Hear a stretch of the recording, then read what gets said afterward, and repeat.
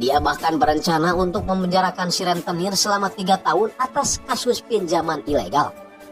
Ji-hun menawarkan diri untuk menjadi pengacara si rentenir dan mengklaim bahwa dia bisa mengusir jaksa itu asalkan si rentenir mau membayarnya dengan mahal.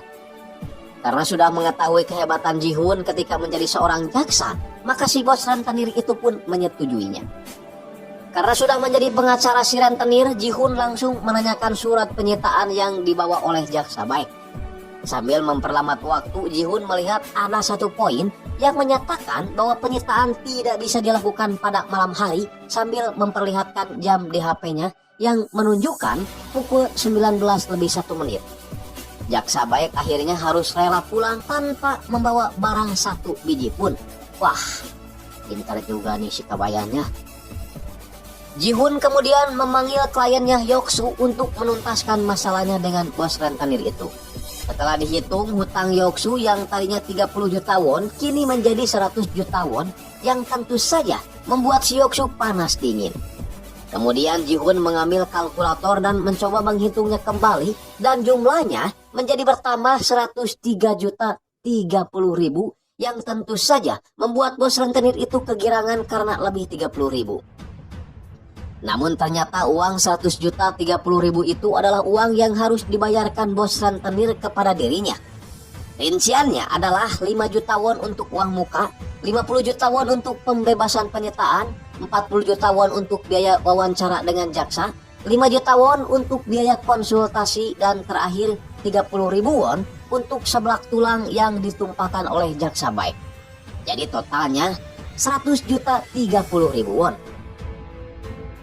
Ketika mau pulang, Ji-hun kembali mengambil uang dengan mengatakan kalau ini adalah uang lembur. Anjing, rugi benar ini mah ya. Yoksu sempat ingin memberi tambahan uang pada Ji-hun karena telah memberinya untung besar. Namun Ji-hun tidak menerimanya karena buat dia bayaran $1 sudah lebih dari cukup.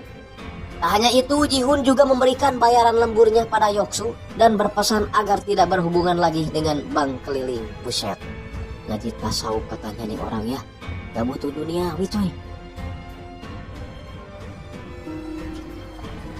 Beralih ke kasus lain di mana seorang OB dituduh akan mencuri dompet ketika dia berusaha akan menolong seorang pria yang tengah mabok tai kotok. Sesampainya di rumah, Samujang kedatangan tamu yakni istri dari Pak Li, office boy yang dituduh mencuri dompet di WC. Istri Pak Li itu meminta bantuan agar Samujang membantunya menyelamatkan suaminya yang telah difitnah.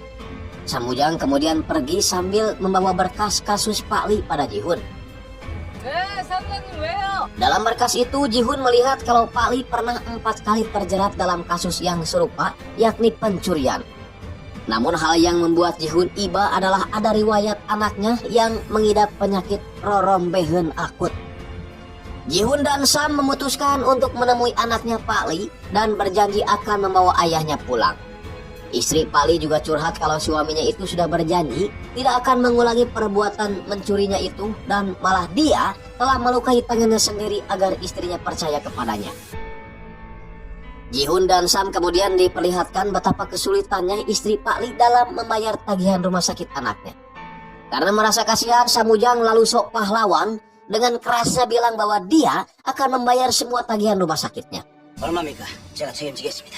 Meskipun pada akhirnya dia kelihatan menyesal karena memang dia tidak punya uang.